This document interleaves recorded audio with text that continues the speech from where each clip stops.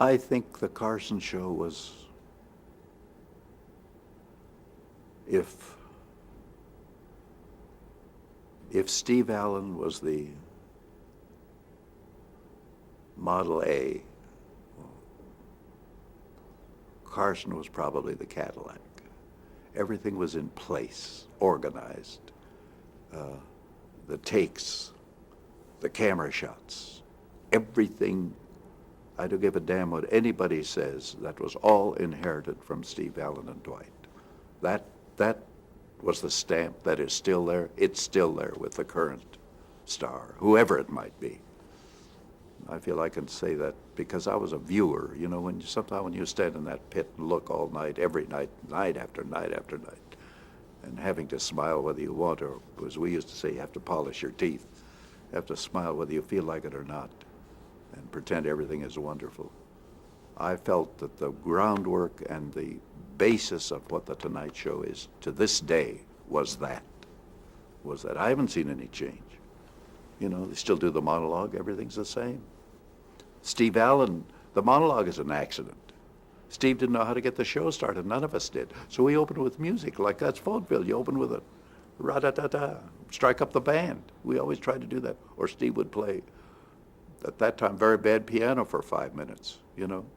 That's the way we opened. And then one night, Steve came out, and he had been someplace and done something, and he came out and opened the show with kind of what became a monologue. And, you know, Billy Harback was very smart. He said, "It's the way to go. It's the way to go. Maybe we should always open that way." So we play the theme and go right to the monologue. It became. I was at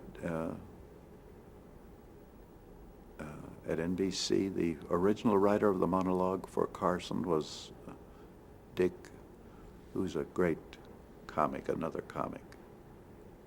Oh, what's the matter with me? He wrote the monologue, and